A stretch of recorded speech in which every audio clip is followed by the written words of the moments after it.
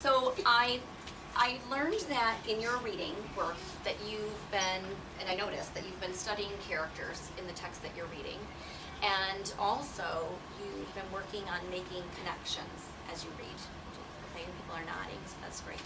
And as I thought about lifting the work that you were already doing, and what I mean by lifting is like giving you something a little more complex to think about, I thought about this whole idea about making connections.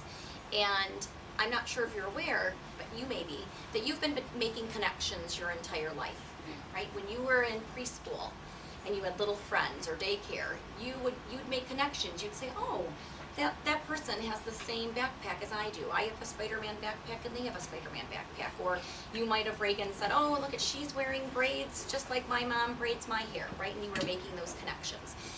As you got into grade school, right, you continued to make those connections. You said, oh, look at that kid in my class, he has Beyblades just like I do. They're different Beyblades, but he's playing the same game. Or you might have noticed that someone on the playground was wearing a friendship bracelet, and you too made friendship bracelets, right? So this whole idea of making connections, you've been doing it your entire life, just about. You've been making connections, right? Would you agree with that? I think so.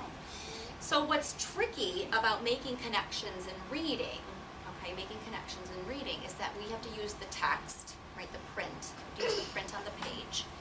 And we have to be making connections in a way that has us thinking a little bit more than she has a friendship bracelet and I have a friendship bracelet. Or he has Beyblades and I have Beyblades. So as a reader, what I want to teach you is that readers make connections, but then they push themselves to say more about what they're thinking about their story, right, based on that connection, right? And this is sometimes tricky, right? So I want you to watch me as I show you how I, as a reader, make a connection, and then I push myself to say more about that connection so that it connects back with my story. And I know you've been reading The Tiger Rising, and I've read The Tiger Rising, so that was a good choice for me to use for the lesson today. Okay, and I don't know exactly where you are in it, but I'm just using chapter 1, so I know you've at least read chapter 1, right? Ethan kind of shared that with me. All right, so you know the part in the story, it's on page 3, where, well, I'm going to read it to you, okay? But we've learned that, you know, Rob, the main character, is just standing out waiting for the bus when the story begins, right? He's just out waiting for a bus to pick him up for school, right? And he's doing some thinking. And I'm going to start reading that part, and I want you to watch as I make connections, but then I'm going to push myself to say more so that I can really understand my story. Okay, so I'm going to start right here. That was what Rob thought about as he stood beneath the Kentucky Star sign and waited for the bus, the tiger. He did not think about the rash on his legs, the itchy red blisters that snaked their way into his shoes. His father said that it would be less likely to itch if he didn't think about it. And he did not think about his mother. He hadn't thought about her since the morning of the funeral. The morning he couldn't stop crying, the great heaving sobs that made his chest and stomach hurt. Okay, so I'm connecting here with Rob. I'm connecting because I too have attended funerals. I've been at a funeral, much like Rob says here, since the funeral, and I can picture myself at a funeral, and I can picture people sobbing. Oh my gosh, I mean, I can see myself sobbing at the funeral of my grandmother. Okay, so now I've made that connection, but I haven't pushed myself to say more about the story, right? So now I've made my connection, but now I have to push myself to say more about the story. Okay, so now the fact that I've had this connection, I'm thinking about Rob, and I'm thinking that Rob must be so overwhelmingly sad. when I read these words, great heaving sobs that made his chest and his stomach hurt. I'm thinking that that's just overwhelming sadness. And I am pushing myself because the text doesn't say that he was overwhelmingly sad. It doesn't say that. So that's me saying more about my connection. Like I've been to a funeral where I've been really, really sad, like so very sad to lose my grandmother. And here I'm sensing that Rob too has had such overwhelming sadness. Like the kind of sadness that I'm not even sure that he will ever get out of. That's kind of how I'm feeling about Rob right now. Like, will he ever get rid of that sadness? I don't know. I'm just pushing myself to say more about that connection. Because truthfully, still when I think about my grandma, I still get sad, right? Because I loved her very much. So I don't know. I'm just saying more about that connection I've made.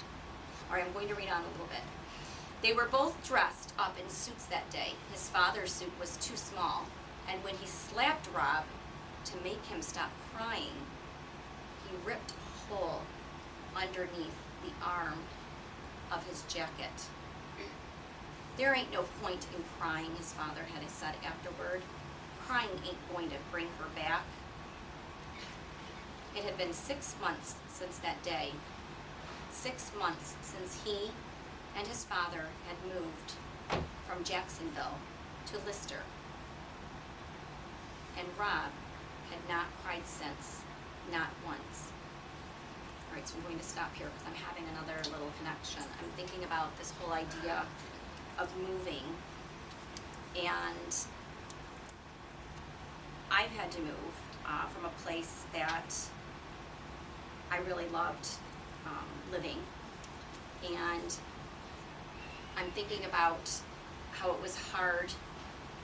It was hard to move and leave things that I really knew and liked about my life, and everything was very new once I had moved. It was like a new house and a new community and new people. And so, okay, so now I'm making that connection, right? But I haven't pushed myself yet. So I actually have to stop and I have to force myself. I have to say, all right, now push yourself to say something about the story. All right, so here's that part. So if I think about my connection, I'm gonna think about Rob. And I'm thinking now that Rob is probably feeling a little like out of sorts because it's a new town, a new place, you know, because that's kind of how I was feeling. And if I carry my story across my page, I'm thinking like, okay, he's so overwhelmingly sad, and not only that, he's dealing with a new place, a new town, new friends, a lot of newness, which just makes you feel uncomfortable. So I kind of feel like in doing this work, I'm able to study my character a little closer. I'm understanding Rob. Okay, did you notice how I did that? Do you notice how I actually connected, but then I had to push myself to do the extra thinking? Okay. I'm going to do it one more time, and this time I want you to watch for what is actually going on very carefully, because you're going to tell your partner the steps you're seeing to do this work. So you're going to say things like, well, first she, and then she did this, okay? So you're going to actually give the directions you're seeing as to how I do this work, because I want you to be able to do this work for yourself, okay? All right. The final thing he did not think about that morning was getting onto the bus. He specifically did not think about Norton and Billy Fremonger waiting for him like chained and starved guard dogs, eager to attack. Rob had a way of not thinking about things. He imagined himself as a suitcase that was too full, like the one that he had packed when they left Jacksonville after the funeral. he made all his feelings go inside the suitcase. He stuffed them in tight, then sat on the suitcase and locked it shut. That was the way he not thought about things. Sometimes it was hard to keep the suitcase shut. But now he had something to put on top of it, the tiger.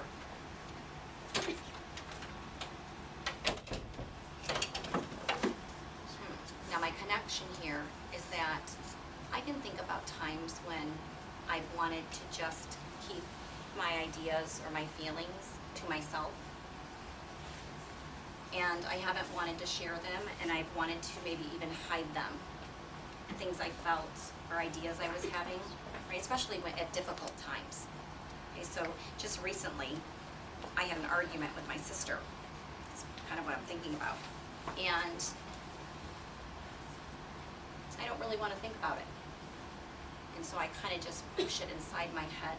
Okay, but now I have to do the work of pushing myself.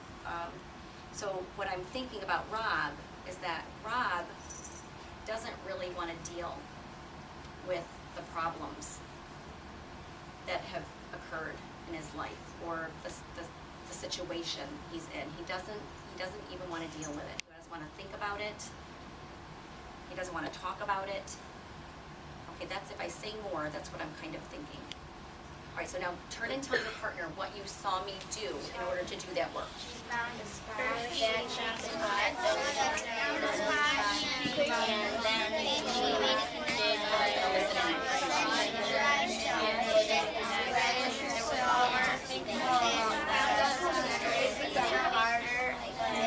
What'd you see me do?